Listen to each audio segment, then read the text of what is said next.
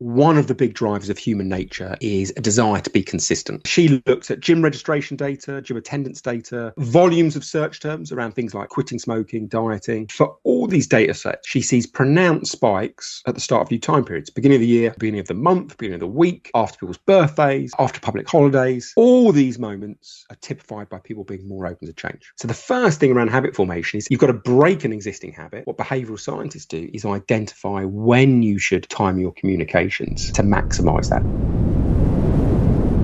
Someone who has had their head under a rock for a long time and hasn't been exposed to much behavioral science, maybe they're not an advertiser or a marketer, but they've probably got an interest in human nature.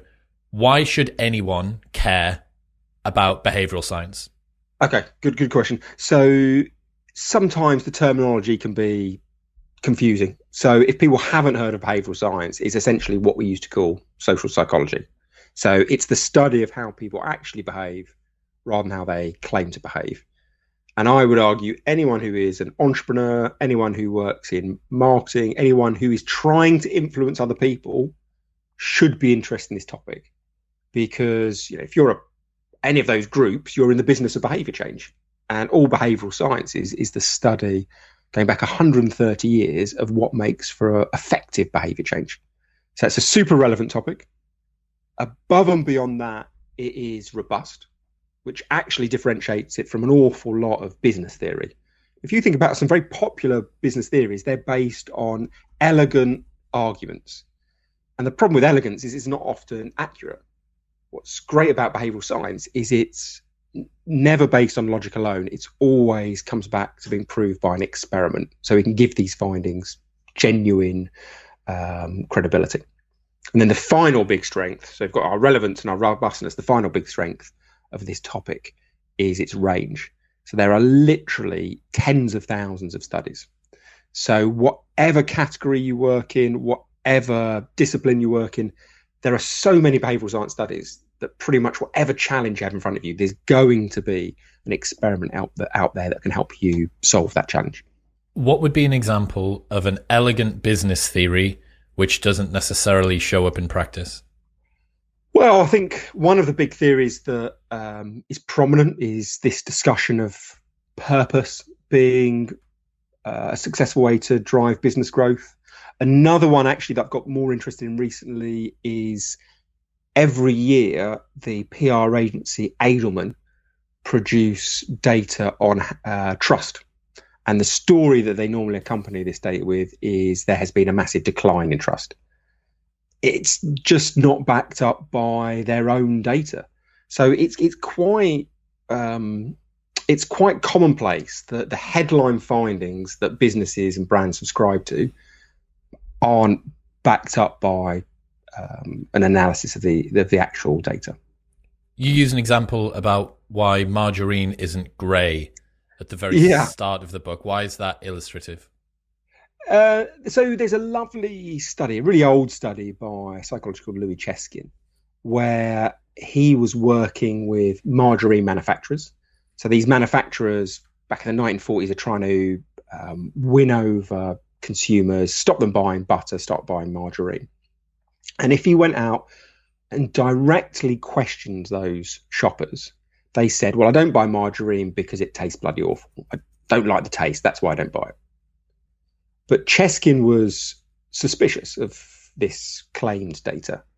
So he set up a really simple experiment. He got a speaker and he invited local people to come in and listen to the speaker. And after they'd listened to the speaker, there was a buffet laid on. And part of that buffet was bread and a spread on it. And sometimes people thought they were eating bread and butter. Sometimes they thought they were eating bread and margarine. Now, in reality, Cheskin had switched things around. So he dyed the butter grey, so it looked like 1940s margarine. And he dyed the margarine yellow, so it looked like 1940s butter. And when people ate margarine masquerading as butter, they said, oh, it tastes beautiful, it's wonderful. When they ate butter masquerading as margarine, they said it tasted bloody awful. So what he showed by that was it wasn't the taste that mattered, it was the colour. What we expect to experience is a massive guide to what we actually experience. And one of the things that sets those expectations is the colour and the look of our food. So it's a really, really old study. But what's interesting about it is he recognised that a direct questioning of consumers is really problematic. What people tell us is often inaccurate in terms of their genuine motivations. So psychologists say people confabulate. Often they try and tell the truth, but because they don't have full introspective insight into their own motivations, when they give answers in focus groups or surveys, they're trying to be honest, but those answers tend to be misleading. So what psychologists do instead is set up these test and control situations, and they observe how people behave, and that tends to generate a more accurate answer. Stated and revealed preferences are just such an interesting divergence. It's something that I've been working on at the moment, looking at the mating market and some of the challenges that young people face. Yeah. And when you look at mating preferences and you ask people, let's say that you would ask women, would you mind getting into a relationship with a man that was the same height as you? Would you mind getting into a relationship with a man that was the same education level as you? Would you mind being the breadwinner in a marriage? Most of the time, women are okay with these things. But when you actually look at the revealed preferences of the kinds of guys that they end up going for, they tend to be a little taller, a little better educated, and a little more wealthy. And again, this isn't to say that women are being purposefully deceptive, nor your margarine-hating, butter-eating people from the 1940s. Yeah. It's simply a byproduct of the fact that we do not. Well, there's a few things going on. It would be socially, when you're asking somebody a question, there are certain sort of social mores and cues and concerns about what people are going to think and say about your response. I mean, that the observer effect, I suppose, is going to be a big deal here. Yeah. I think you're absolutely right there. I think there are two factors going on. You're absolutely right. A bit more complicated than I was making out. I think you've got a subset of answers where people self-edit. They think, well, what does society... How can I answer that makes me look like a upstanding, admirable person in society? But then there's this bigger problem, I think, of often people don't know their own motivations. So you put them on the spot, they give you loads of answers, but many of them are misleading. And just on the dating point, there's I don't know, have you read this wonderful book by Christian Rudder called Dataclysm? So he was the founder and chief technology officer of OkCupid. And I think the subtitle of the book is something like, "How do you know what do people do when they think no one's looking?" And it's an analysis of all the data he has on dating, which show that what people actually do is wildly different from what they say they'll do for both men and women. Yeah, I mean, Seth Stevens-Davidowitz has been on the show twice. Yes, brilliant, phenomenal. Yeah. Did you see his Everybody Lies? Yeah. So Everybody Lies was the first one. And then his most recent book, which is about the biggest questions people ask, and I haven't stopped talking about it for ages, and I can't believe that I can't remember what it's called. Not Everybody Lies. Everybody Lies was the one that discovered that the country of India loves breastfeeding porn.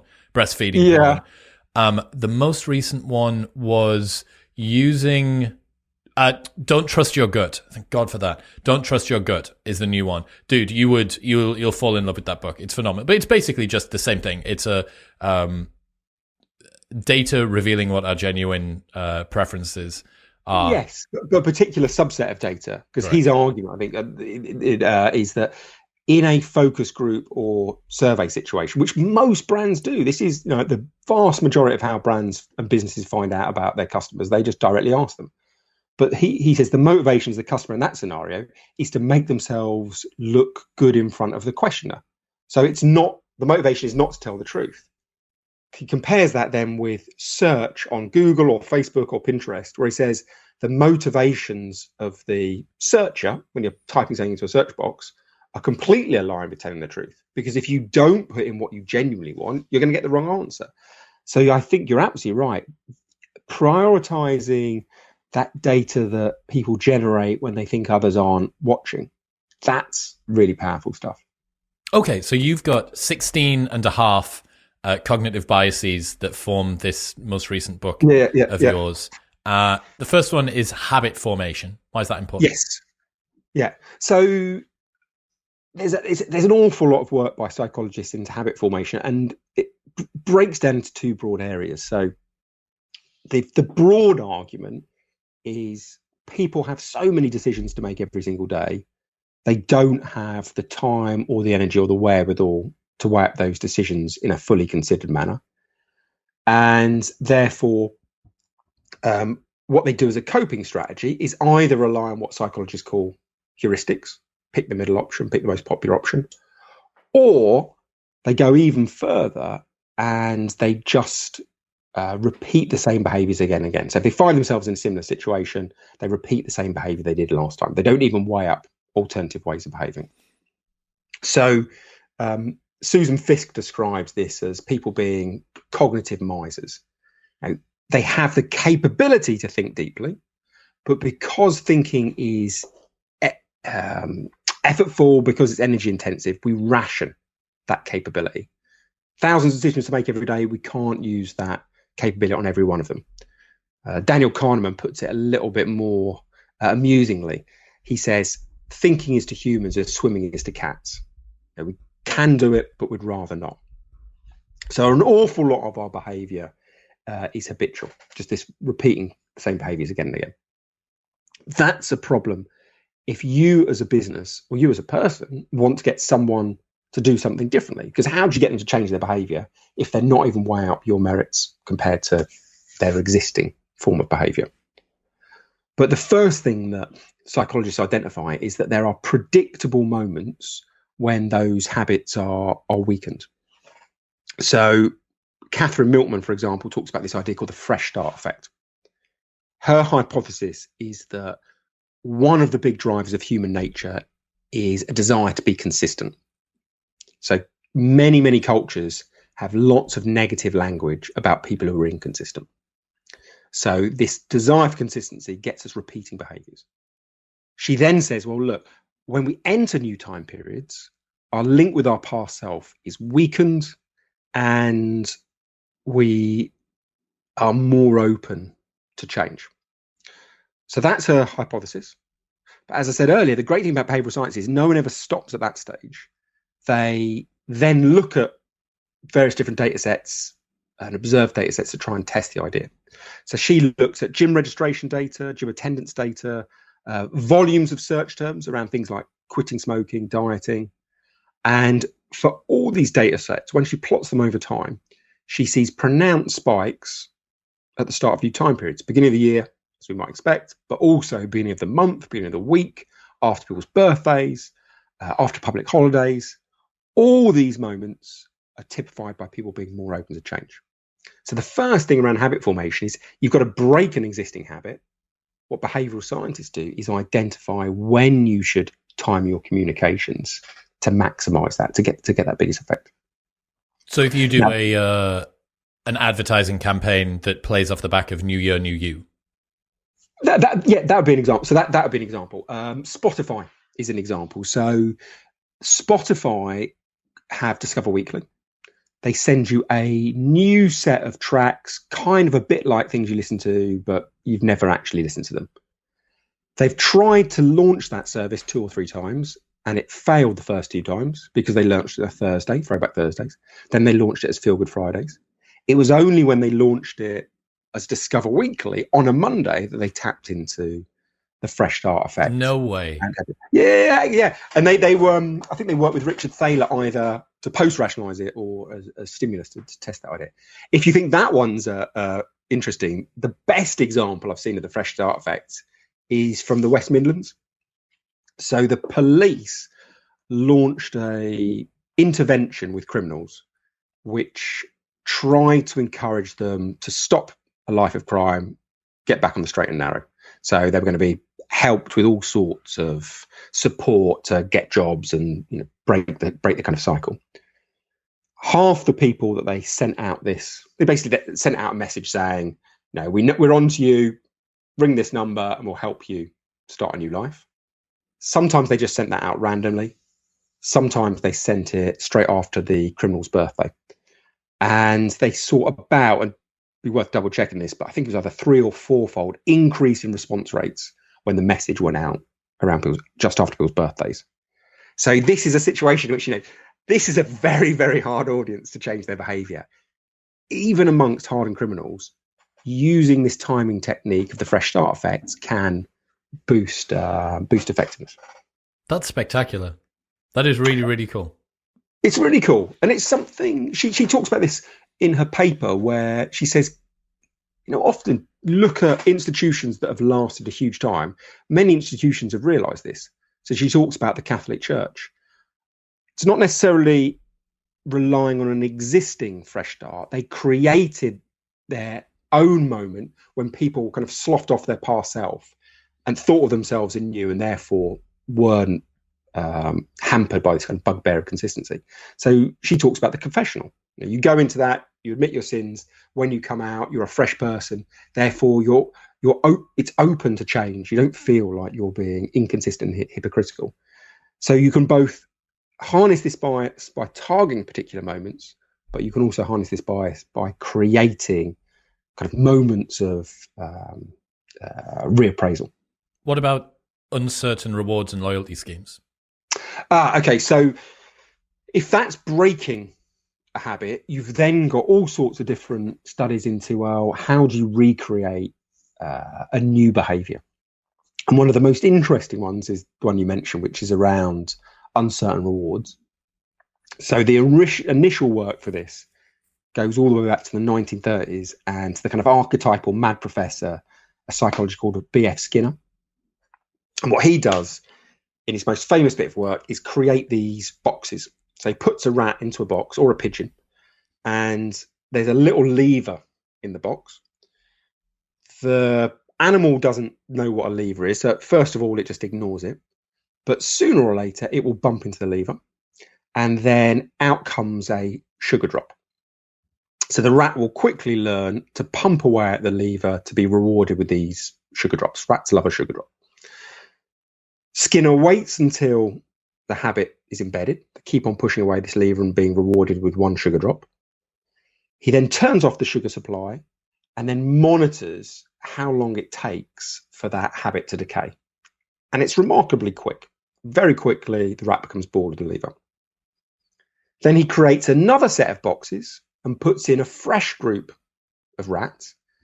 And the boxes are basically the same apart from one variation. Now, when the rats press the lever, rather than always getting a single drop, sometimes they get nothing. Sometimes they get one sugar drop, sometimes two, sometimes three. Averages out at one sugar drop per press, but there's this element of randomness, element of variability. When Skinner then turns off the sugar supply, well, then the rat keeps on pumping away at that lever for ages. The habit is deeply embedded. What Skinner said is if you want to create a habit, far better to reward the behaviour that you want with an uncertain and variable reward rather than a fixed reward. Now, later work by people like Shen and Fishback have shown that exactly the same thing happens with humans. We are more motivated by this variable reward than a fixed one. Now, if you take this principle, you can then apply it to your loyalty schemes, which are essentially schemes to try and generate habitual behaviour by your shopper. What Skinner or Shen and Fishback would say is most loyalty schemes at the moment make a mistake. What most loyalty schemes do is say, you come to our coffee shop, you buy 10 coffees and we'll give you a free one. That is a fixed and certain reward. What they would say is you can make that scheme far more powerful without spending any more money by adding an element of variability. Don't give out a transactional relationship of 10 coffees, one free reward. Instead, give your staff the option to give out roughly 10% of coffees for free. So I might go in 20 times and not get one. You might get one every 5 times. There's an element of uncertainty. That would be applying Shen and Fishback study.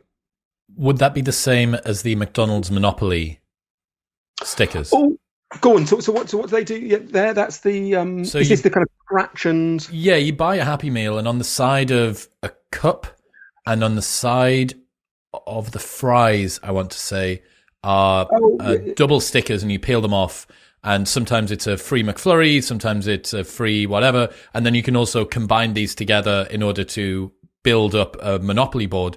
Now, if you want to go down a real rabbit hole with this, once everyone's finished watching this episode, there is an amazing documentary on YouTube just by a small creator. If you search McDonald's lottery scam, and what it talks about is when McDonald's first released the lottery, it went absolutely wild. And they were very concerned around, they were dropping, I think it was $1 million, or maybe it was a lot of money. It was like at least hundreds of thousands of dollars that people could win with just one of these stickers. So they left one dude that used to be part of an advertising company in charge of this. So they gave him the job of security. This guy who's always all his mates start winning. Yeah. So he gets in with the mob. He starts. He becomes almost like a wannabe gangster because he's able to deploy all of these different. And they've got a sophisticated system. It's people that are unrelated, cashing them in different states, using different names, using different IDs. Blah, blah, blah. But then when you actually look at where all of the money ends up coming back to, it's within a 3-mile radius of his home postcode or something like that. And it's just fascinating. This guy gets away with it for ages and ages. And the way that he gets away with it is he has McDonald's on the hook. It might not be McDonald's. I think it's technically the company that did the competition on behalf of McDonald's because they weren't following elements of security correctly as well. So he ends up having something over them and then he gets caught. And then, oh, dude, it's a really, really great story. But variable schedule reward. Same thing that's happening with social media. You open your phone, you don't know how many notifications you're going to have. If you've got any DMs from someone that's cool or interesting or whatever, it's the exact thing that Instagram uses. I think you're exactly right about social media, that if you went onto Twitter or Facebook and there was no knowledge of how your tweet had been received, I think it would have faded. It would have disappeared by now. It's that excitement of not knowing whether you get 10 retweets or 2 or 50. And it keeps people coming back again and again. So you can see, I think, the absolute power there. You know, the other one on a much smaller scale, and there were some unintended consequences of this. There was a lovely example from Sweden. I think it was Stockholm. They decided to introduce this lottery mechanic to their speed camera or speed cameras.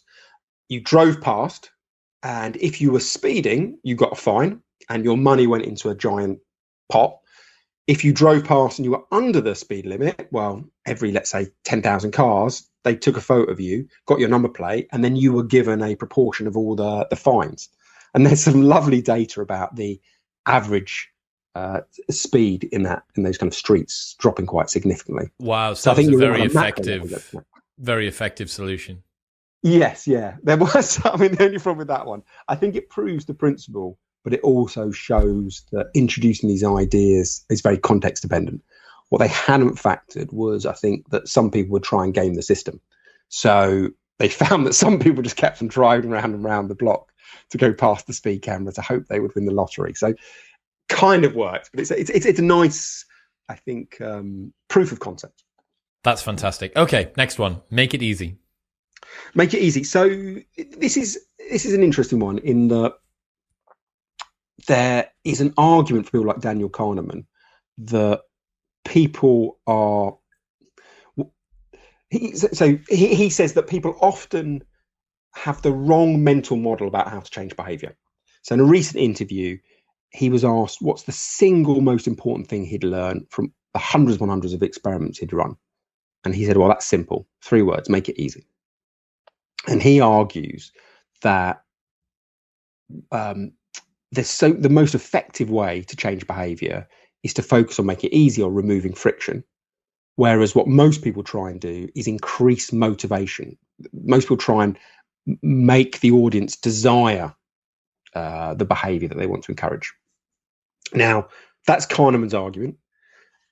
Even though he's a Nobel laureate, nothing in behavioural science is taken on someone's word alone. Everything has to be proved experimentally.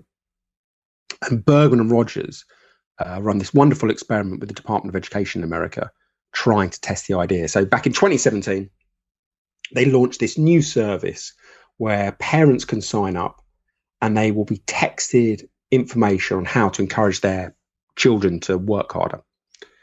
They launched the service in one of 3 ways. First way is the kind of what they call the standard way.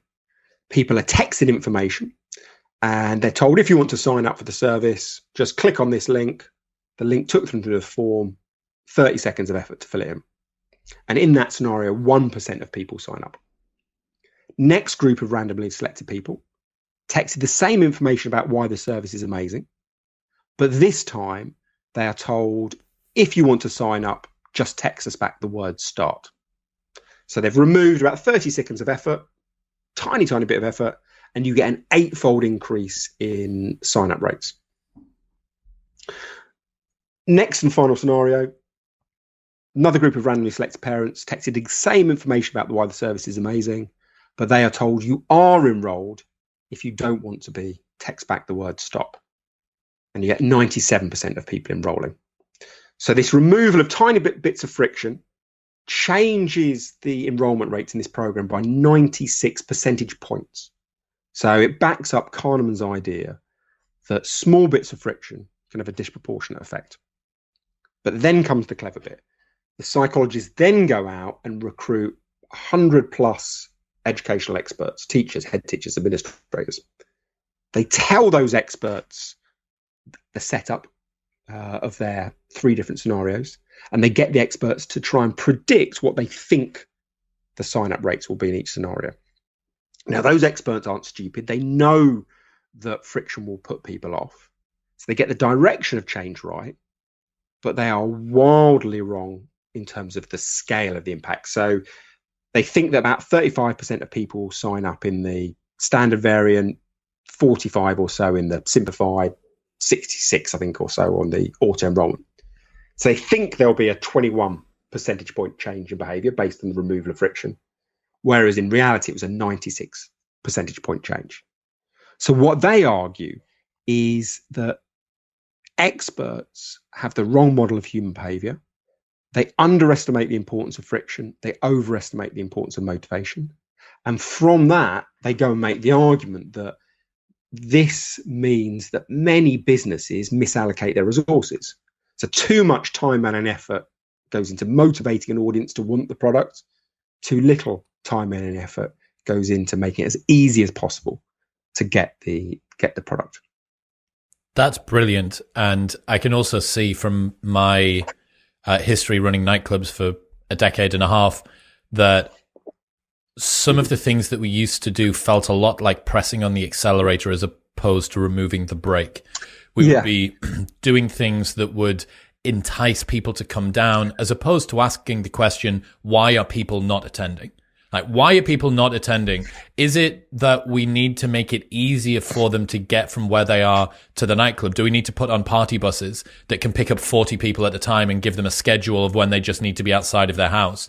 Do we maybe need to just run that without even asking them if they need picking up? Maybe they just need to be collected. There's going to be a bus at 9, 10, and 11 from outside of the student union, and it will deposit you here. You don't need to sign up in advance. It's just first come, first serve, and it'll always be there. Something like that. We never ask those.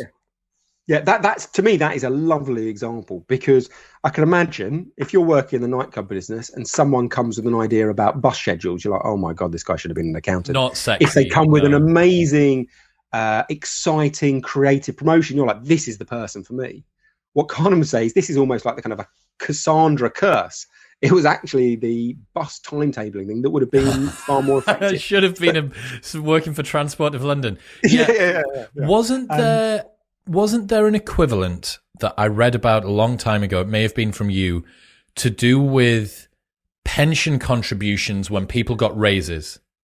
Yes, so there is a lovely example. So the Behavioural Insights team did the work in Britain, I think 2013, 2012, and it's an amazing one. So up until then, this is a kind of a natural experiment.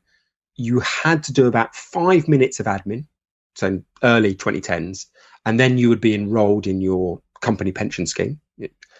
And when that was the case, about 61% of people in large companies were enrolled. The government then make a change, which is everyone has to be enrolled unless they sign a form saying they don't want to be in it.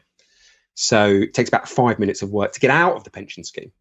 Now, suddenly, within 6 months, enrollment rates in those companies has gone up to 83%. That's a 22 percentage point change. Now, remember, the government are spending tens of billions of pounds in tax incentives to get people into a pension.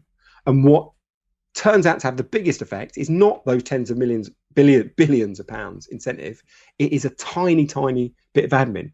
If you move it from having to opt in and spend time to get into the pension to opting out, you have a phenomenal change of behaviour. So you're absolutely right. That would be a massive scale example of how these little bits of friction have a much bigger than expected effect. I have no idea where I've pulled that study from, but I remember it being lurking in the back of my mind. There was also something else to do with increases in pension contribution.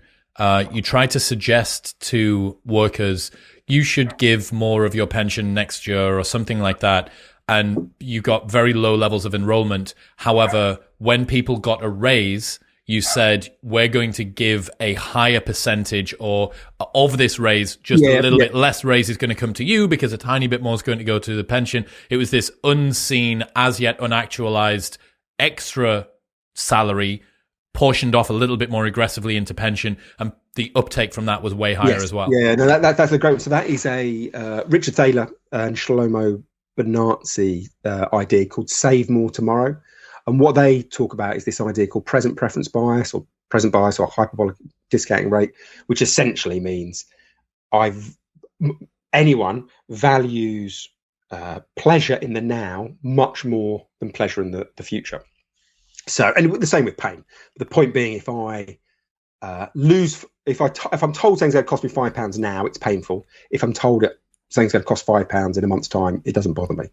You know, we act as if there is a very steep discount rate between now and the future.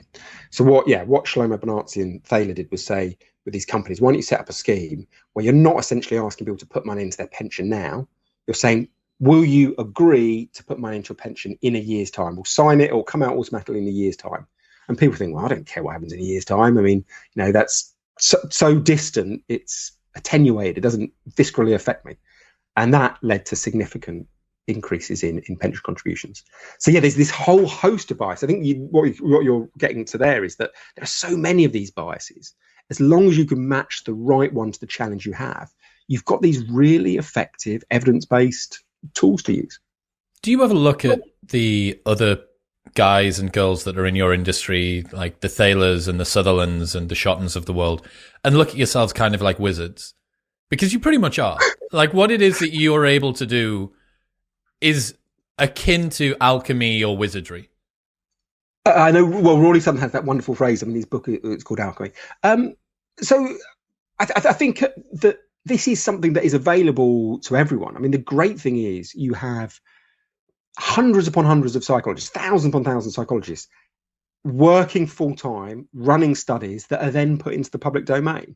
So if you run a business, you know, and you haven't got a giant research department, well, why not use the accumulated knowledge of all these psychologists? So I think you're right. There is some very powerful work that other people have been created. It is a crying shame not to harness these studies. Okay, make it difficult. So what I argue make it easy is, if you want to change behaviour, the first thing you should think about is removing friction. What are the blockage stopping people put more time and effort? Think about those and getting rid of them. However, there are nuances to these studies. And on some occasions, you might want to add a tiny bit of friction in. So if you want to change someone's perception of the value of your products, if you want to make people think this is a premium, worthwhile product, then there is an argument for adding friction in.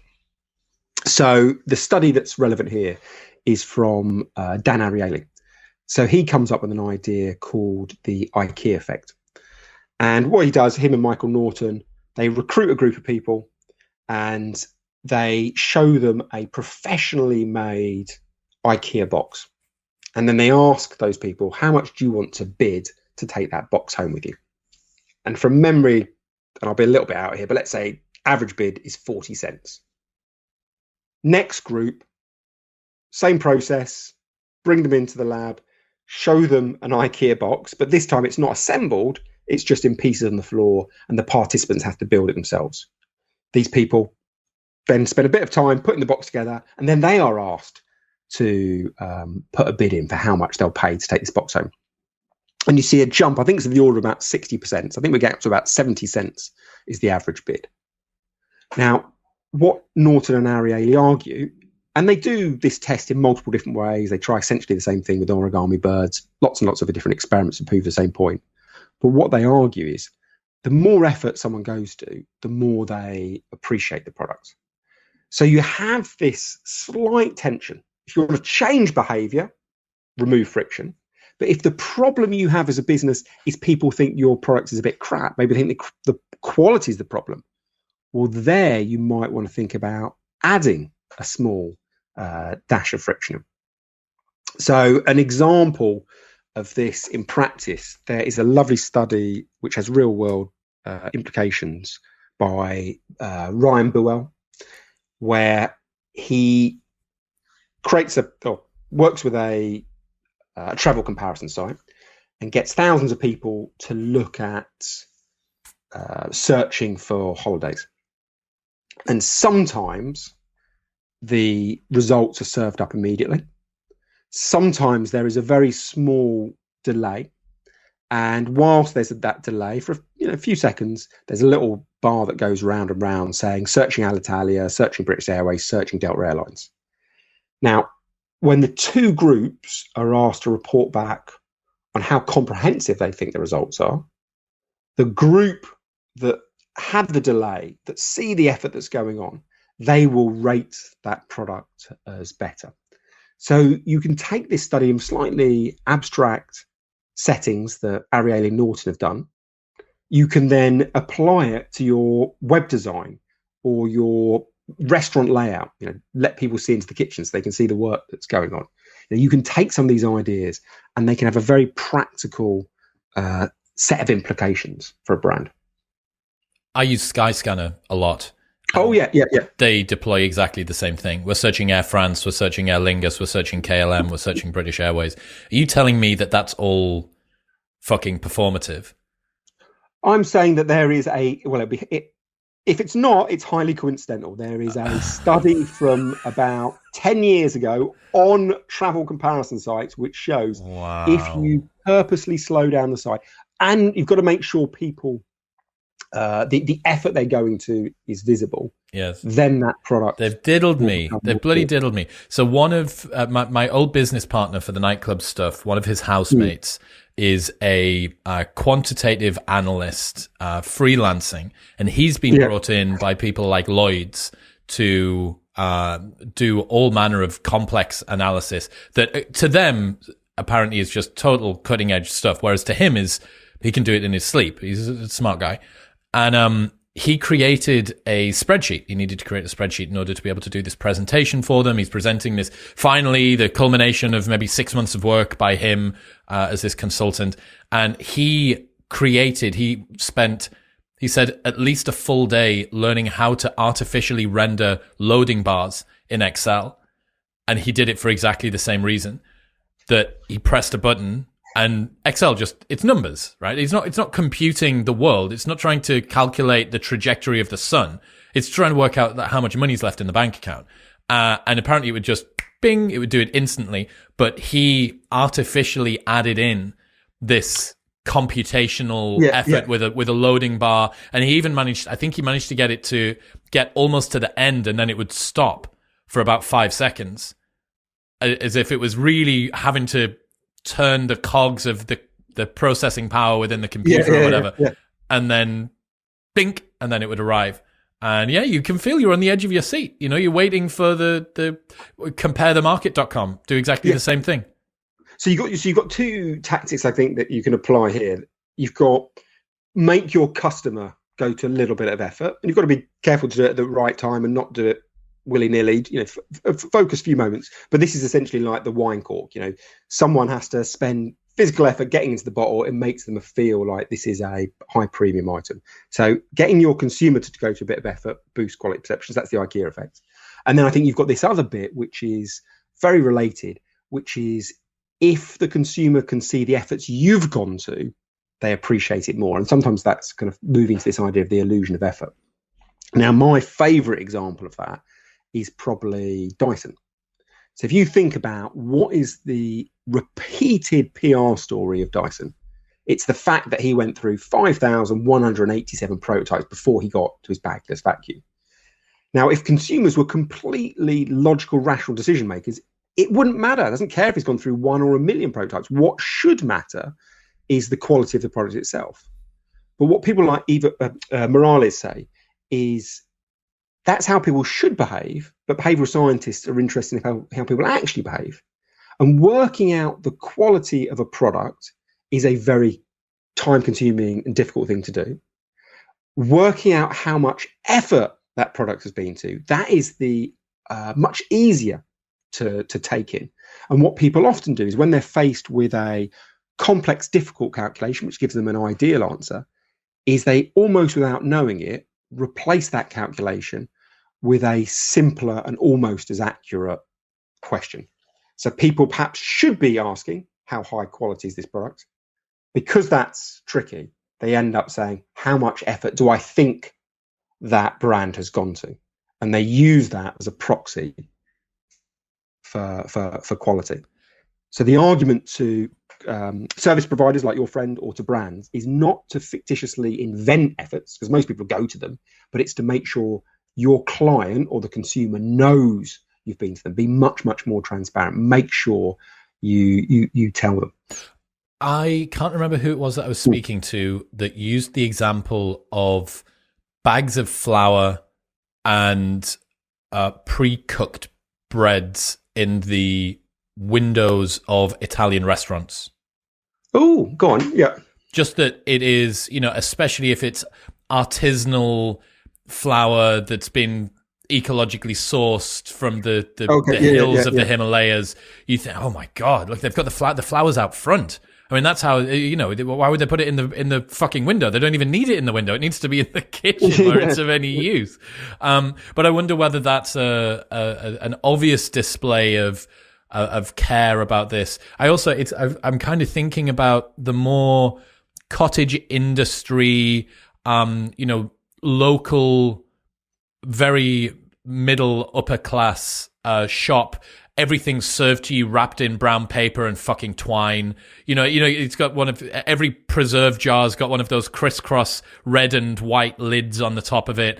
I just think that all of these are little signals of effort. God, if they care this much about the twine that they've wrapped my ham shoulder in, then surely they've gone through the effort of this other stuff too.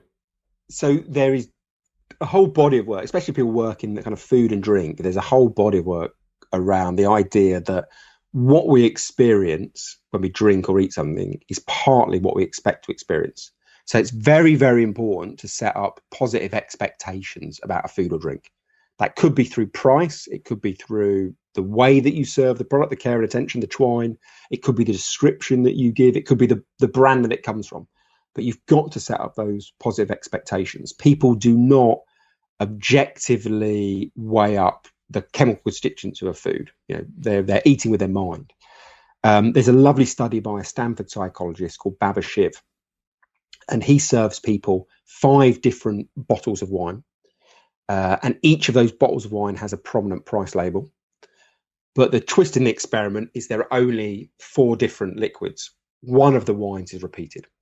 So sometimes people are drinking a wine thinking it costs $5 a bottle. A couple of minutes later, they have a little sample of a wine. It's exactly the same wine, but they think it's different and they think it costs $45 a bottle. When Shiv asks the participants to rate the scores of those wines, they rate the same wine that they're told is expensive 70% higher. So people have a rule of thumb in their head that if it's expensive, it must be high quality. And that becomes a self-fulfilling prophecy. So those expectations aren't just a nice to have. They're absolutely crucial for a brand. What was the book that came out about 1.5 years ago or 2 years ago? 2 co-authors Pop Neuro was the website that they used, and they had, you'll have 100% seen it. I can't believe, maybe Matt was one of the author's names, and the other guy was like subcontinentally. Blindsight, Matt Johnson. Thank you. Thank God for that. Gowman, I think. So, in very that, good book. phenomenal book. In marketing, Really nice, like compliment to your both of yours. And in that, they did that example. They found a study where sommeliers had been given one glass of white and one glass of red wine. And they'd said, look, please give us the notes. And if you haven't watched Somm, which is an amazing documentary on Netflix that goes through, if you want to become a top flight sommelier, the standard of training that you have to go through is crushing. It is absolutely insane. You need to be able to detect from the smell and sip of a glass what year it is, what vintage it is, not only what country it's from, but which particular region of which country, what time of year it was harvested, what amount of time it's been fermented for. It's absolutely insane. Anyway, they give these sommeliers one white, one red. Please give us the notes that you think. Blah, blah. Oh, it's got moccasins and Lynx Africa and whatever else is fucking coming through. My favorite combo. And it turns out that the red wine was just the white wine with red food coloring in it. And they did another one where they had 4 different types of gourmet pate, and one of them was actually dog food. Oh God! And no one could pick the dog food out. No one could, which is just insane. So I think the first thing to learn from this study is, if you like buying expensive wine, get your partner to buy 2 bottles, the normal stuff you buy, and a bottle from Lidl, and make sure you actually appreciate it in a blind test. Otherwise, yes, Well, I mean, that would be a justification for just delabeling all of the wine that you have, and then maybe you could use variable choice reward as well, especially if you have a well, I suppose that this is what's happening with wine boxes in a way, and all of these at-home delivery selection things, because what you're doing is you're not quite sure what's going to arrive. You've created some constraints. I want it to be sweet. I like red. I like Chardonnay. I like a blah, blah. Or, whether it's Gusto or any other kind of delivery service, Butcher Box, any kind of monthly prize giveaway. But you don't quite know what you're going to get. So there is an element of variable schedule reward, and there is an uncertainty around it. It pushes your preconceived ideas of your stated preferences and actually allows them to kind of clash up against something that you surprisingly might enjoy. Yes, yeah. I think the whole Gusto food box model is fascinating, and I think it's this wonderful balance of make it easy, make it hard. What they've done is recognize that people fall into a rut of just cooking the same thing again and again because they don't have the mental energy to keep on thinking of new recipes. So they make it very, very easy to have that variety. But they also recognize that cooking from scratch is difficult. So they provide you all the ingredients, again, make it easy, but they don't push it to the logical conclusion. What they don't send you is meals that you stick in the microwave, because they know that if they did that, it wouldn't, even if it tasted just as good, it wouldn't, even if the food tasted just good from an objective level, people wouldn't appreciate it much, because you need that little bit of effort to feel like a proper chef, putting things together a bit. What was that thing where you added an egg? Betty Crocker. Thank you. Yeah, this is one of Rory's, right? It's a story that inspired Dan Ariely and Michael Norton to write the IKEA effect paper. I knew that, yeah. Richard. So they have it at the beginning of their paper, and they say, look, is this an anecdote? This whole story of Betty Crocker didn't sell when it was just a instant cake mix that you poured into a tub and whisked up with water. And then it only took off when they retrospectively added an extra step of cracking an egg into it. They say, look, is this too good to be true? Is it just marketing myth? Why don't we go and test it in controlled circumstances? Amazing. All right, the generation effect, what's that? So the generation effect, 1970 study, I think it might be 1978, 2 Canadian psychologists, Graff and Slamecker at the University of Toronto, recruit a group of people. They give them a long list of words. The first half get, let's say, cat, fish, dog, weasel, elephant. They're given this list of words. then they can read through it, it's taken away, and they try and later on recall as much as they can.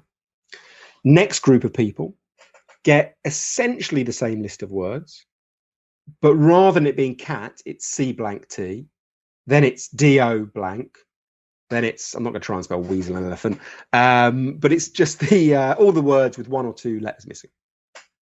When that group try and recall the phrases a little bit later, they remember between 10 and 15% more. Now, the psychologist's argument is that the second list of words is more memorable because people have to generate the answer themselves, hence the generation effect. And it's that act of creation that sticks the idea in people's minds.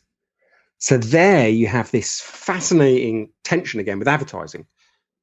You need to create an ad that is easy enough for people to understand. They don't just walk on by. But if you don't give any role for the consumer, then it's very forgettable. What you really want to get is this kind of this balance of ease and difficulty again. So some people have applied that in a very pedestrian way. There was an ad for cancer research, I think, where it said the second biggest cause of cancer is O, B blank S blank TY. That's the generation effect. It's a very literal use of a well-known psychological experiment, and it will have very positive results. It will stick in people's minds. But when it's done really well is when I think people apply these experiments with a bit of creative flair. So you go back to probably 1980s, 1990s, and you think about the classic Economist ad. I never read The Economist, and at the bottom it said management trainee, age 42. Now that, I think, is a lateral application of the generation effect. What David Abbott, the writer of the poster, was doing there was not directly stating you are a failure if you don't read The Economist. He was setting up this interesting, amusing, and reasonably simple puzzle that viewers had to solve. And by solving it, they're essentially generating the answer, and that makes it sticky, that makes it memorable. So you've got this literal application by cancer research, great ad, but where I think you get to the real brilliant ads is when people are doing it with this, they're harnessing the general insight of the study. They're not sticking to it completely, literally. That's beautiful. Like that idea, the subtext of a 43-year-old management trainee, somebody that is floundering in their career, they should be further along than now. Still, there's even, I don't read The Economist, or I never read The Economist. There's something kind of snooty and self-righteous about it as well. I already don't like this 43-year-old management trainee. It's just, it's gorgeous. It's like a razor sharp incision of a bunch of different memes. Yeah, well, I think that idea of it being multiple things at once is brilliant. So you've got this generation effect of the audience answer coming up with the solution, as it were. You've got this distinctiveness. Most brands never go out and say, "Do not buy me." So firstly, that grabs your attention, and then I think the third and final point is, and this I think we might have heard Rory Sutton say this, is that often you can get across a slightly unflattering or not very nice message with a dash of humour. The underlying message in The Economist is a little bit nasty. It's, you're a failure if you don't read our product. But they manage to say it with a bit of charm, which means that they can convey that slightly mean message without offending people. So, yeah, I think there are lots of strands in that particular ad that make it so good. Can you ask questions to trigger the generation effect as well? Yes, there is I think it's Ahluwalia study, which shows if you pose a statement as a question, you tend to boost credibility and believability. However, I think the kind of slight complication was the success of that depended on the prestige the brand was held in. So if the brand is admired it works very well. If the brand is low status or unadmired, it works quite badly. What's an example of that? So I think the sentence he has kind of in his study is something along the lines of, did you know Avanti shoes can reduce osteoporosis? I've not got that quite right.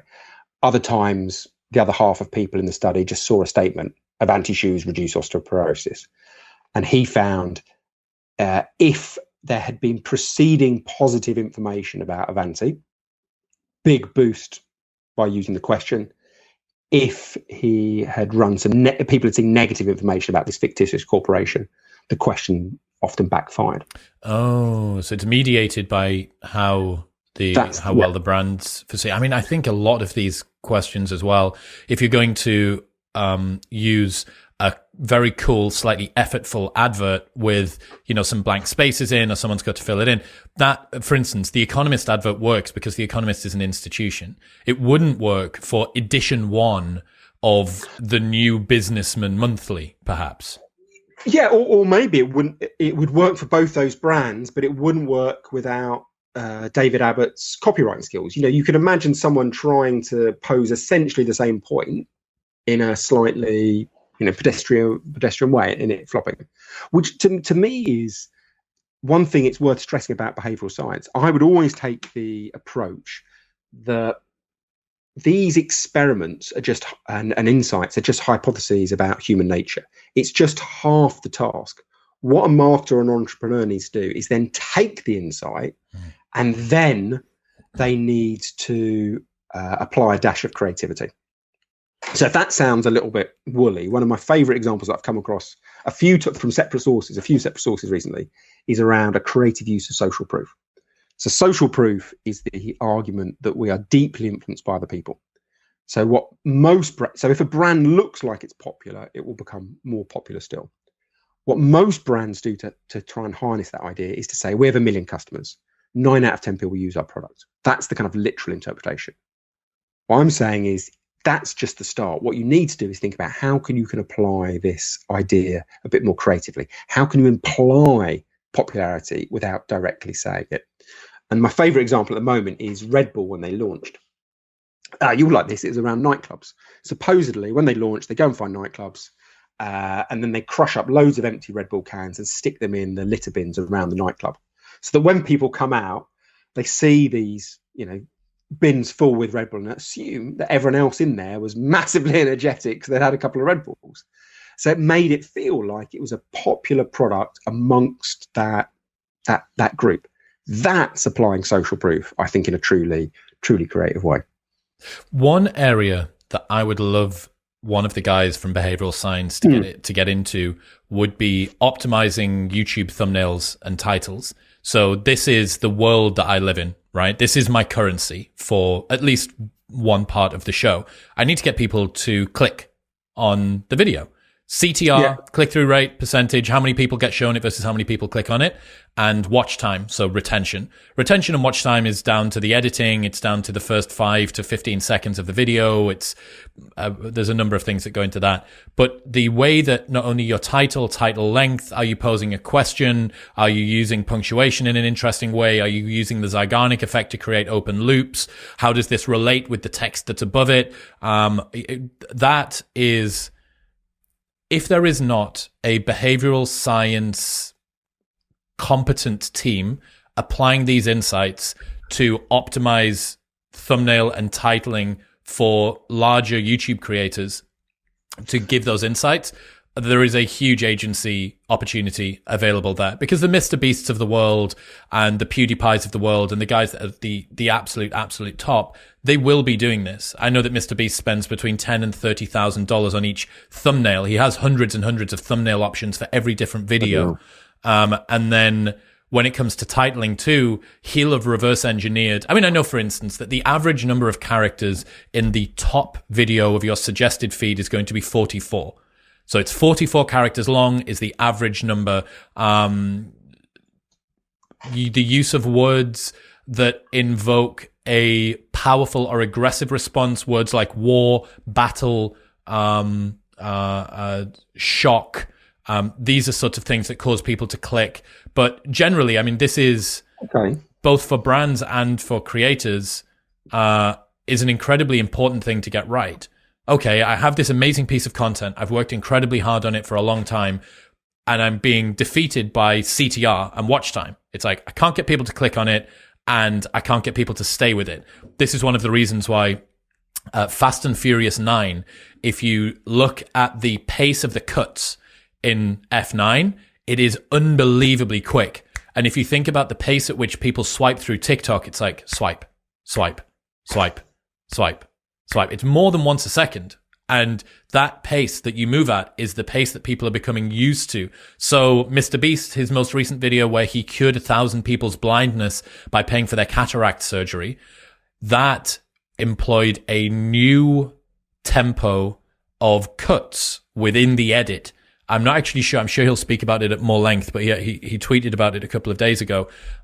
So that, I mean, he's always using eyes to camera. He's focusing very heavily on blues. There's almost always a red somewhere in there. The use of arrows, especially red arrows, is something that causes people to click. So there are all manner of different bits and pieces going on here that will be grounded in stuff that probably already exists. But it's such a new format. And given that YouTube is the number 2 search engine in the world after Google, and it's so high volume, first off, selfishly, I don't want to have to try and reverse engineer this stuff myself, so someone should write a book on it, behavioral science for YouTubers. But also, it's just a fascinating new medium to deploy all of this through. Yeah, so I mean, that's fascinating. I think the behavioural biases are essentially, I think, stimulus to come up with ideas to solve some of those problems. So ones that might be relevant. There's a lovely idea, one of my favourites, called The Illusion of Control. And it's by Ellen Langer, who was a Harvard psychologist back in the 70s. And it's 1975. She goes around an office block and she tries to sell people lottery tickets for $1. Half the people just are given the lottery ticket for $1. And they are given their numbers. There's no choice. Half of them get to pick their numbers. She then waits a week, and then just before the draw for the lottery, she goes back to the office and she tries to buy back those tickets.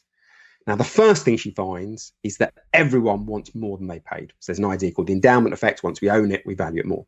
But that's not what she was studying. She wanted to know the difference in valuation between the two groups. The first group, who had no choice, on average, they want $1.96 to sell their ticket back. But the group who got to pick their numbers, they want $8.67. So there is a 4-fold variation in the valuation of what is quite obviously a commodity. Langer's argument is one of the biggest drivers of our behaviour is the desire for a sense of control, for a sense of agency. So even if you give someone a completely meaningless or superfluous choice, it will make them value whatever they pick that much more.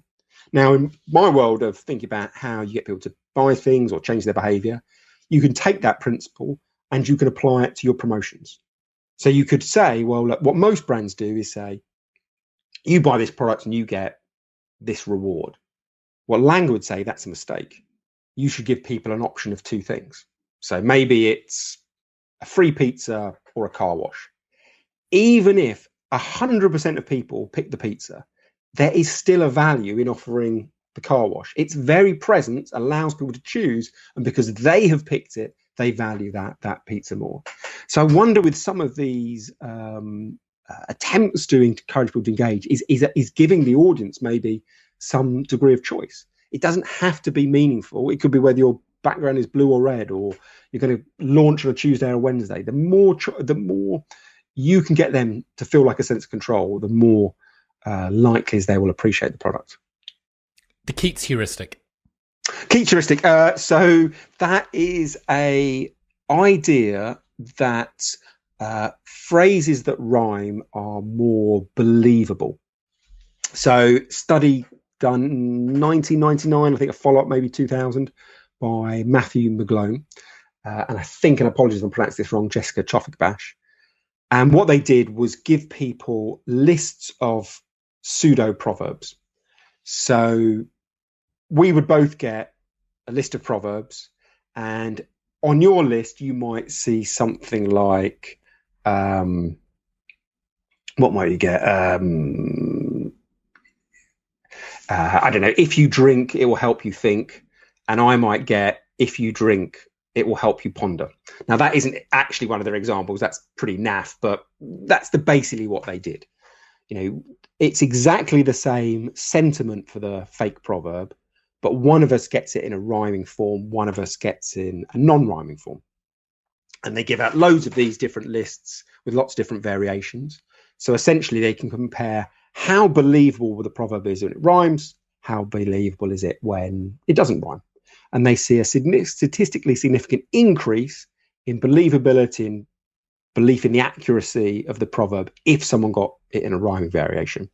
Now, fascinatingly, going back to what we were talking about at the very beginning, if they say to people, look, you rated all these different proverbs, do you think you were influenced? Do you think you picked the rhyming ones because they rhymed? Do you think they said they were accurate? And I think it's one person in the entire study says, yeah, that might have influenced me. Everyone else is, oh, no, definitely not. But by her dispassionate A versus B test, she sees rhyme does have an effect. Now, I was interested in this for a couple of reasons.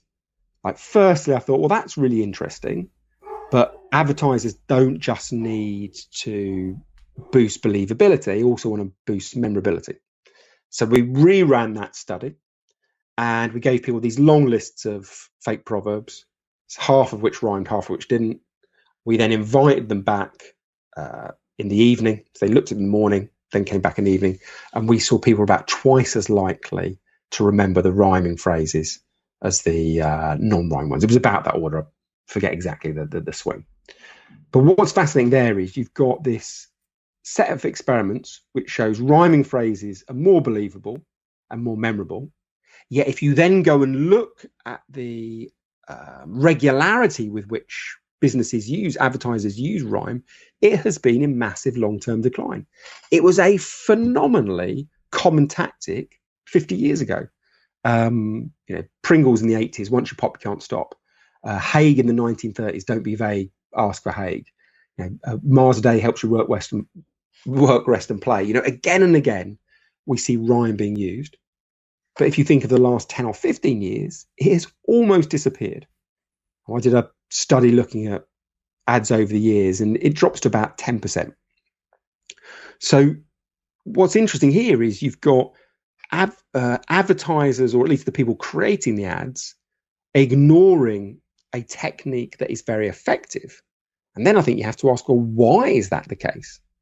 And my thought, often drawing here on Taleb's work, is that if you pay an expert and you don't reward them directly, so the agency is not rewarded according to whether you sell a product or not, if they're just given a payment for their advice, what tends to happen is it leads to complexity. Because if you are a consultant or advisor, you know that if you give very simple but effective advice, you'll get fired because it sounds obvious. So what ends up happening is you build an increasingly complex model to explain and make recommendations, because it's that sense of sophistication that justifies your fee. So I'm fascinated here, not just by the behavioural science showing the effect on the end consumer.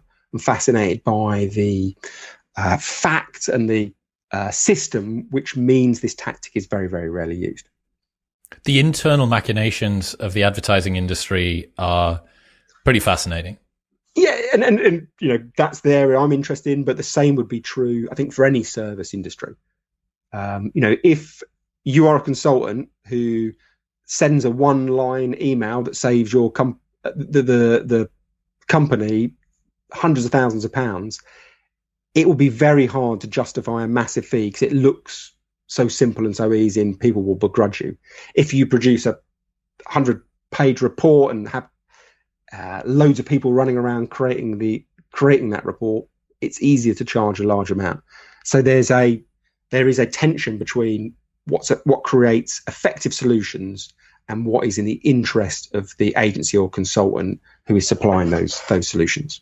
Was it Ogilvy that did the thing to reduce complaints of wait times at security at London Heathrow? Oh no, so I don't think so. Oh my gosh, that was. I think I saw it first reported It was in a Houston airport, I think. So I think it predates. I'm pretty sure it's kind of a story going around in America, reported in the New York Times, so reasonably, I think, accurate. The Houston airport, people were landing. Minute walk, say, to the baggage carousel, and then a 7-minute wait. And after a long flight, they got annoyed quickly and they started to complain. So what the airport did was try and reduce the wait, but found it wasn't really possible. So rather than keep on spending more and more money on a fool's errand, instead of sending the passengers directly from passport control to the baggage carousel, they just sent them on a kind of 6-minute walk, zigzagging across the airport with this, fence laid out, so they couldn't go there directly. And so people, by the time they got to the baggage carousel, there was only a minute wait, and complaints plummet. And the argument was, we treat occupied waits very differently from unoccupied waits. So we're not bothered if we're walking, but if we're standing staring at a baggage carousel, then it's deeply, deeply frustrating. I think Rory missed in his Transport for Humans book something that we could have done with regards to this, that I would like way more options on Google Maps from getting from point A to point B. For instance, I will opt to drive a route that puts me in less standstill traffic but takes longer to get home if I'm going home at a time where there might be a little bit of other drivers on the roads, because for me, it is existentially less painful to go a route that takes 10 minutes longer and maybe 5 miles further, however, one that I know I'll always continue to move along, as opposed to being in standstill traffic, even if it's both shorter and quicker. So I would like to opt for the route that has the highest average speed, perhaps. Yeah. Absolutely. So I live in London, so far less driving because it's just painful. But my view would be, to get to another place in London, it's not just the time I'm interested in. I'm interested in the fewest possible changes. Because if I have to get on a bus, then change the tube, then change to another line, then get on a train, I can't sit and relax. If it is a single train, which takes longer, and then there's a long walk, and I've only got one change of mode, I would massively prefer that.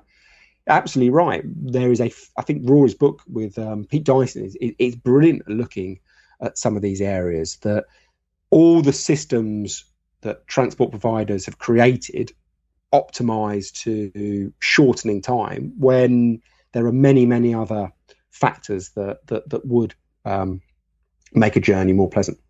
Concreteness. Oh, lovely bias. So the study here comes from a Canadian psychologist called Ian Begg. So back in 1972, he was working at the University of Western Ontario, recruits a group of students, 25 of them, and we'll come back to that, and he reads out a list of 22-word phrases. Now, the phrases are all jumbled up, but 50% of them are what he calls concrete phrases. So things like square door or white horse. The other 50% are what he calls abstract phrases. So things like subtle truth or basic fact. The students read through these lists of words, and then the words are taken away, and Begg asks people to recall as much as they possibly can. And his key finding is that the students remember 36% of the concrete words, 9% of the abstract words. So there's a massive 4-fold change in memorability, huge change. Remember, some of these studies we're talking about are eking out 5 or 10% improvements. This is a massive 4-fold change. His explanation is, according to Begg, vision is the most powerful of our senses. So if you can picture a word, if I say square door, a square door pops into your mind almost unbidden. If you can picture it, it's sticky, it's memorable. But with an abstract phrase that you can't picture, it's very, very forgettable. So the tactic that communicators should use is think, well, work out what you want to convey to an audience, and it might be an abstract benefit, but you have to translate that abstract benefit into very concrete, visualizable language. So if that sounds a bit vague, best example that I know of is Apple iPods. Every other brand that they were competing with, all these MP3 players, they had the abstract benefit of memory that they wanted to convey. But the way they conveyed that was in abstract terminology. You know, Philips and Samsung would talk about 215 megabytes of memory. Completely abstract, completely forgettable. What Apple did was convey that same abstract benefit of memory, but using very concrete, visualizable language. 1,000 songs in your pocket. You can picture a pocket. That makes it sticky. That makes it memorable. So currently, businesses are communicating abstract objectives in abstract language. They need to change and translate that abstract language into something far, far more concrete. You need to get customers to be able to easily imagine using your product. Yes, yeah, absolutely. So with this, you need to be able to get them to easily imagine your product, first of all, and imagine the benefits. Because people, you know, Samsung probably, or Philips, whoever, probably put a picture of the MP3 player, but people wouldn't remember the benefit of the 215 megabytes of memory. So Apple's genius was turning that benefit into something that's visualizable. There are separate studies, which are right. There's a guy called Ryan Elder who's come up with these ideas of perceptual fluency, where he argues if you can get people to imagine using your product, and it's a pleasurable, enjoyable product, the purchase intent will increase. So he did this bizarre study where he shows people pictures of cake and the fork on a plate. So the cake's on a plate and the fork's either on the left or right. And he asks people to say whether they would be interested in buying that cake. How delicious does it look? The twist in the experiment is half the people see the fork on the left, half on the right. He then questions people to their handedness, if that's a word, whether they're left or right-handed. And what he finds is if the fork is in the place where you would normally leave it, so I'm a right-handed person, I'd normally leave the fork to the right, purchase intent goes up about 30-ish%. His argument is you're just removing a bit of friction, you make it easier to imagine eating it, that gives you a chance to mentally experience some of the benefits, that entices you in. Even that tiny bit of friction can change levels of desirability. What about stories over statistics? So the argument here is, I think the study was by Paul Slovich at the University of Oregon. He came up with this idea called the identifiable victim effect, which is probably the only bias that is supported by both Stalin and Mother Teresa. And in his study, it's a beautifully designed study. He recruits people under false pretenses. So they think they're doing, like, let's say, some maths puzzles. That's the psychological experiment. They finish the study, and then he says, before you go, read this from our sponsors. It's a message from Save the Children. And if you're interested, you can donate some of the fee. I'll give you $5 or whatever it was. You can donate some of your fee to that charity. Half of the participants hear about malnutrition in Mali. 100,000 people affected, lots of statistics. The other half hear about the story of a single girl called Rokia. And what Slovich shows is more people donate when they hear the single story, and they donate on average more money. So his argument is it's hard to conceptualize or visualize a statistic.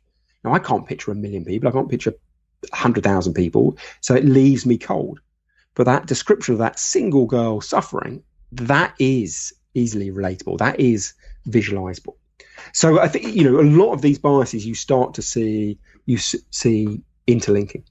That one definitely comes up in podcasting as well. So go on. When it comes to trying to convey any sort of story, I mean, you're phenomenal at this because every single concept, every single statistic that you try to put across comes with an analogy, it comes with a story, and it causes people to be invested. When I first started doing this show, when you first came on 4 years ago, maybe even longer, 5 years ago now, I was adamant that what you wanted to try and achieve in a podcast was to ruthlessly index information and to kind of high pressure hose it into people's ears, which I didn't realize at the time, but basically makes you a slightly more conversational book summary service, which isn't what you're here for. What you're here to do is to get exactly what can't be conveyed within a book, what can't be conveyed within a summary, and that's a vibe.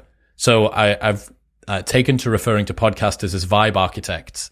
Like, you're just here for a vibe. And Adam Mastriani, who has a phenomenal Substack called Experimental History, which you would adore. He did a takedown of peer review recently. He decided to completely pirate a study that he'd done and just release it on the internet in a PDF, bypassed all the journals, all the peer review, and just said, look, you can have a look. Here's all of the data. You can reassess everything. Just put it online. He's phenomenal. And he wrote a post lamenting why we forget all of the things that we learn. Like, you know, you go through, I made an analogy about accounting. I did first year accounting when I did business at uni. And I can remember that one of the 5 principles of accounting is prudence. And I can't remember what it means. I don't understand what prudence means in an accounting context. The numbers are the numbers. I don't know what the other 4 are. But I just have this. And he was like, what you have is this word sort of floating around in the back of your mind. But what I can remember, the vibe that I can remember, is getting on the bus to uni on the morning of the exam and speaking to my housemate who was less prepared than me, and I felt very underprepared. And the vibe that I remembered from that interaction and that exam overall was, wow, no matter how underprepared you think you are, there is still way further to fall. And for the most part, you're going to be in the middle of the bell curve of whatever it is that you're doing.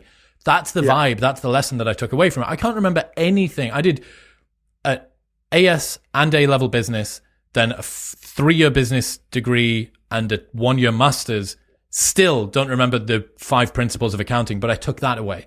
And for me, that's the same as stories. You know, it's the reason that if you look at Morgan Housel's The Psychology of Money. What a book. Just outstanding. But he's talking about what is an unbelievably dry topic.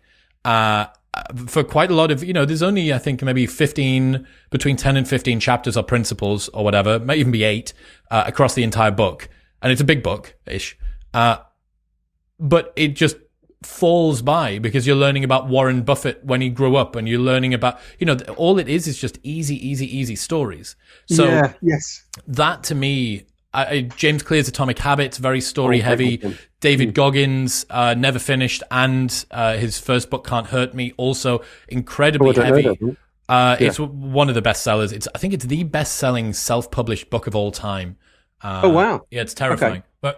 Well, from self-published David Goggins to the Iliad and Odyssey, there is an argument from a classicist called Havelock, might mispronounce that, where he says if you look at all these stories that were once oral stories that were passed down from storyteller to storyteller by voice and memory, you go through them, and what you find is they are remarkably heavy on concrete phrases. I think it's the wine red sea he talks about in one of those books. They're very light on abstractions. And the argument Havelock makes is because abstractions are easy to forget. So when you tell me a story, I don't repeat it to my mate exactly the same. It's the concrete visualizable elements that stick. So let's say you gave me a really abstract story and it goes through 10 people back to you. By the time it comes back to you, it will probably have been refined to much more concrete visualizable elements. That's awesome. Okay, precision. So this is this is one I really like because the book is 16 and a half behavioural biases that influence what you buy. And I kind of liked that title because there's an amazing Julian Barnes book, The History of the World in 10 and a half chapters. So I kind of had that floating around my head. And I came across a study by Schindler at Rutgers University. And in this study, he gives people mocked up ads for a deodorant. Everything's the same about the ad in 2 different scenarios, apart from one fact. Half the people see the ad with the fact that it reduces perspiration by 50%. The other half of people get the same ad, but it says it reduces perspiration by either 47% or 53%. When Schindler questions all the people as to how accurate and believable the claims are, the claim, when it's a precise number, is about, people believe it's about 10% more likely to believe it. than when it's a round number. So people believe the 53 or the 47 claim. They don't believe the 50% claim. Now, the argument goes that we quickly learn in our daily life that if someone says something in round, vague terms, they often don't know what they're talking about. Whereas if they talk precisely, it's from a position of knowledge. So from my perspective, if you asked me how old my cousin was, I would say they're in their 30s. If you asked me how old my brother was, I would say 51. Now, if I know the facts, I'll give it to you exactly. If I'm unsure, I'll give it to you in vague round terms. So what Schindler then says is people use this as a cue to judge the credibility and accuracy of a claim. So if you want to publish an article, don't say 10 reasons, 10 ways to become a great podcaster. It should be 11 and a half or 11. It sounds like you've picked these because they're all exactly right. Whereas if you say 10 reasons, it feels like you're just trying to fit the list. And you can see this again. We were talking about James Dyson earlier. It wasn't 5,000 prototypes that he talks about. It's 5,187. The more precise you can be in your numbers, the more believable they tend to be. I had Edward Slingerland on the show. He is a ancient Chinese philosophy expert who first wrote Trying Not to Try, which is about Wu Wei, the Chinese art of effortless action. And then he wrote a second book called Drunk, which is how we sipped, danced, and stumbled our way through civilization. And his argument is the beer before bread hypothesis, that civilizations came together actually to drink because it was easier to do that. And one of the interesting justifications that he gives for why humans enjoy drinking with each other and why it's been such an effective cultural technology is that it switches off the PFC, switches off the prefrontal cortex. It means that lying is more difficult to do. And people who are under the influence of alcohol are more accurate at detecting lies than people who are sober.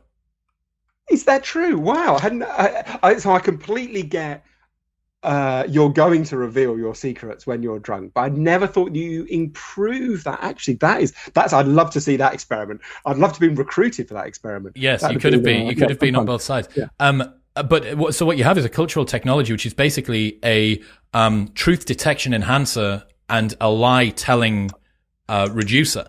So it's this very, very good, very optimal way to get people to bond.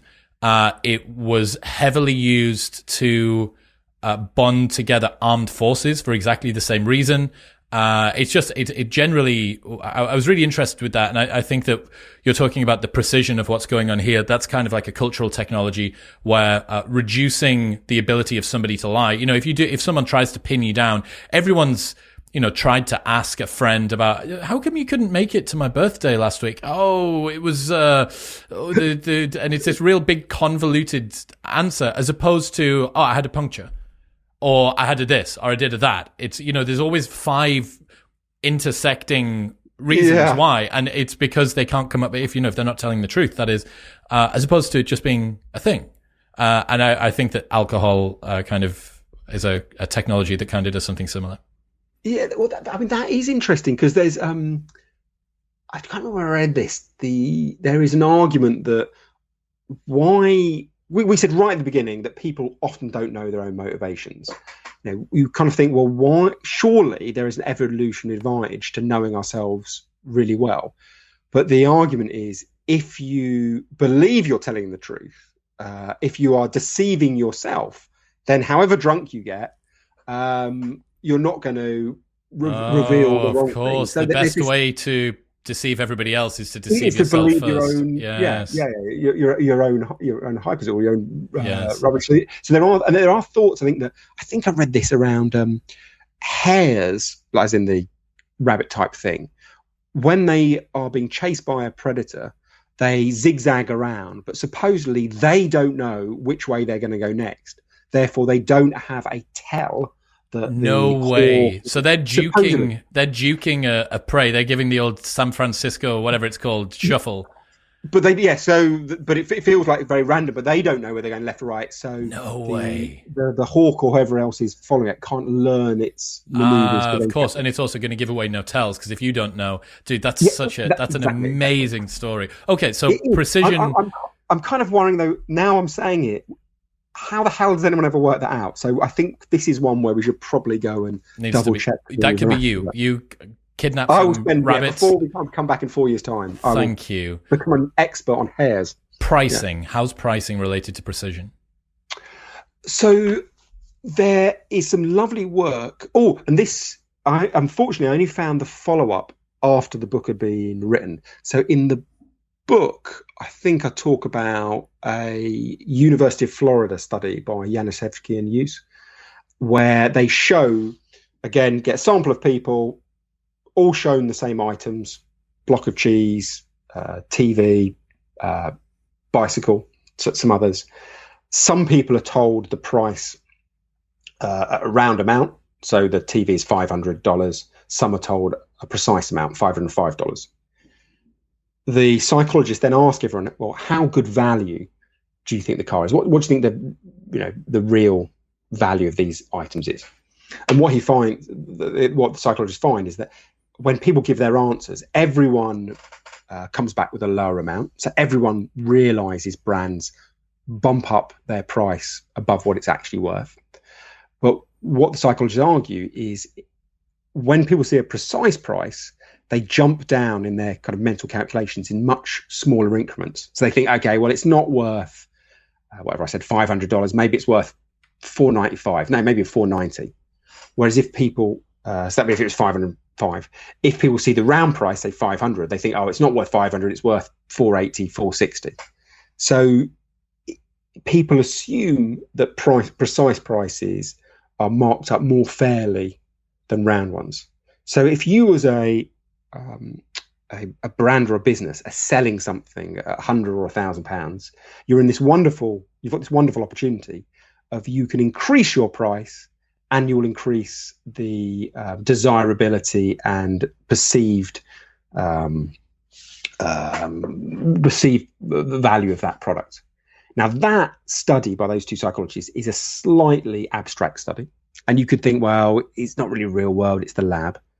But what Uber have done is released data recently on a real world test where thousands upon thousands of potential customers were offered a surge price.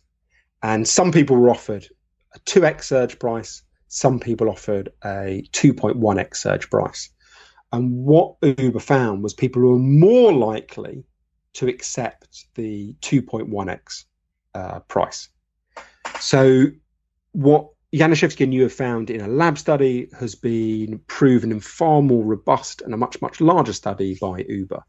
There's just this sense that if it's a round price, it's probably being pumped up, plucked out of the air. If it's precise, I feel that some thought's gone into it and people have, only put it up to what's really, really necessary. There has to be a relation here between reviews and statistics around product reviews and stuff as well. Potentially, I think what this would argue, if you better to say you've got 9,632 reviews rather than 10,000, that would be absolutely true. The most interesting study I've seen around reviews, though, is that a 5 out of 5 star review is potentially damaging. So it was a Northwestern University study, hundreds of thousands of products, 120,000, say, products. They looked at the reviews across 28 categories, and then they looked at the likelihood of people going on to buy the product. And all the reviews were scored 1 to 5. What they found was that as the reviews for those products got better, people were more likely to purchase, just as you'd expect. But then at some stage, and it did vary by category, but I think it was between 4.2, 4.5, likely to purchase peaks. And then if the reviews get any better for every category, you start to see this decline in likelihood of purchase. Their argument, the psychologist's argument, was perfection is too good to be true. If you see a product, 50 reviews, all of them 5-star out of 5, what is more likely, that this is a genuinely perfect product with no flaws at all and that everyone has all enjoyed it, or there's been some funny business going on, and that brand has been, paying people to put positive reviews on, or editing out the negative ones.